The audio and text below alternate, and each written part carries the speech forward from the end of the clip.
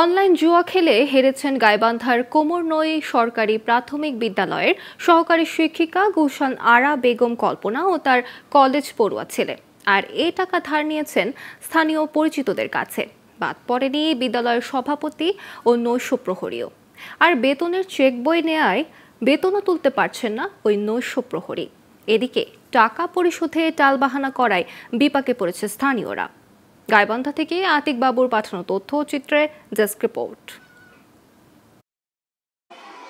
গাইবান্ধা সদর উপজেলায় অবস্থিত কোমরনই সরকারি প্রাথমিক বিদ্যালয়। অভিযোগ উঠেছে এই বিদ্যালয়ের সহকারী শিক্ষিকা গুলশান আরা বেগম কল্পনা ও তার ছেলে অনলাইন জুয়া খেলে হেরেছেন কয়েক লাখ টাকা। এজন্য প্রধান শিক্ষক, এলাকাবাসীর পাশাপাশি শিক্ষক কর্মচারীর নাম ভাঙিয়ে বিভিন্ন ব্যাংক ও সংস্থার কাছ থেকেও টাকা নিয়েছেন। এখন তার কাছ থেকে স্থানীয়দের পাওনা কমপক্ষে ৭০ লাখ টাকা। শিক্ষিকা গুলশান আরা সারাক্ষণ মোবাইল ফোনে জুয়া খেলেন, তাই শ্রেণীকক্ষে মনোযোগ না দেওয়ায় শিক্ষার্থী শিক্ষকদেরও রয়েছে অভিযোগ।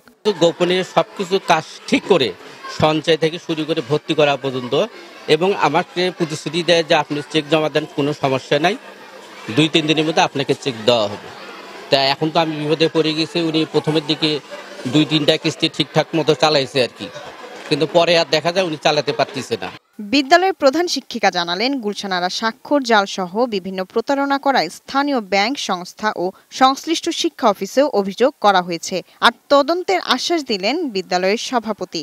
আমার স্বাক্ষর নকল করে বিভিন্ন খান থেকে সে লোন উঠাইছে। সংশ্লিষ্ট অধিদপ্তরে আমি লিখিত অভিযোগ দিয়েছি, আমার শিক্ষা অফিসে লিখিত অভিযোগ দিয়েছি, থানায় ডিডি করতে চেয়েছিলাম কিন্তু করতে পারি নাই। আমার কাছে প্রথমে ৭০,০০০ টাকা চাইছিল, বললাম আমার কাছে তো টাকা নাই, আপনি অন্য কারো কাছ থেকে নিয়ে দেন।